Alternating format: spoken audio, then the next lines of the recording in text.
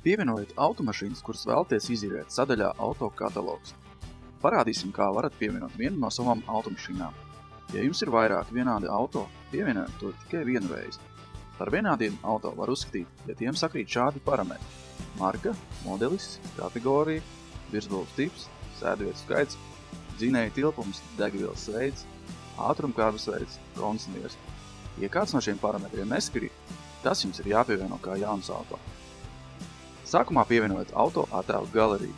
Vismaz viens attēls ir jāpievieno obligāti, lai auto tiktu atrādīts meklēšanas rezultātos. Ja vēlaties sasniegt labāks pārdošanas rezultāts, izmantojot bildes, kurās redzams reālais auto, kā arī pievienojot vairākus attēlus. Piešķiriet auto aprakstošo nosaukumu. Šis nosaukums būs redzams tikai jums, un pēc tā jūs varēsiet atpazīt konkrēto auto un tā specifikāciju, veidojot piedāvājumus saviem klientiem.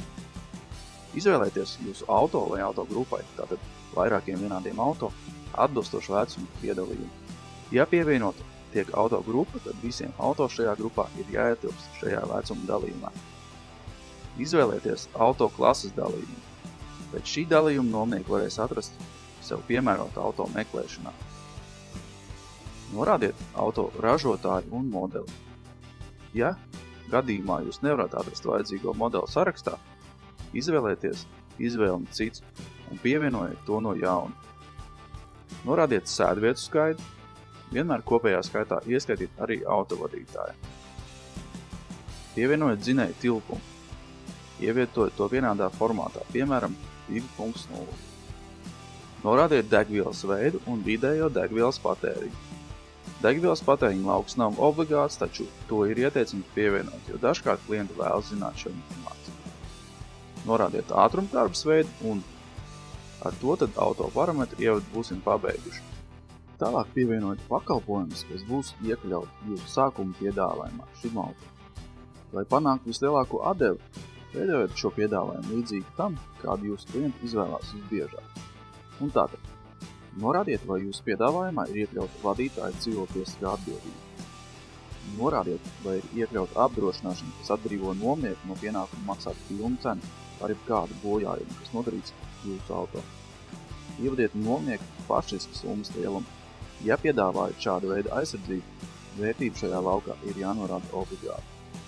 Norādiet, vai ir iekļauta apdrošināšana tās pilnīgas bojājas gadījumā. Ja nepiedāvājat šādu apdrošināšanu, atstājiet šo lauku neiezīmēt. Norādiet, vai ir iekļauta apdrošināšana, kas pasargā nomnieku, ja tā lietošanas laikā ir nozagta. Ievadiet drošības naudas lielumu, kas klientam ir jāatstāja kā drošības garants. Ja drošības nauda nav nepieciešama, ievadiet vērtību 0. Norādiet minimālo nepieciešamo autovadītāju vecumu, ar kuru sākot nomnieki var izīrēt šo auto, un atzīmēt, vai autovadītāju stāžam ir jābūt vismaz 2 gadi.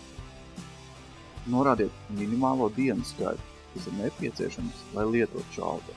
Piemēram, ja vēlaties to izīrēt ne mazāk par 3 dienām, tad ievietojiet laukā ciparu 3. Ja auto tiek izvirēts tikai kopā ar autovadītāju, tad norādiet to iekļaušanu laukā tikai kopā ar autovadītāju. Nu ko? Mums ir atlicis vien pievienot šim piedāvājumam cenu. Jums ir jānorāda šī izveidotā piedāvājuma nomas cena par 1 dienu. Tās mērķis ir parādīt klientam, kādā cenu kategorijā atrodas jūsu auto. Ņemiet vērā, jūsu šeit norādītajai cenai ir jāatbilst pievienotajam piedāvājumam. Jūsu cena nedrīkst būtiski atšķirties. Tas arī viss. Spiežam saglabāt un kataloga auto ir pievienots.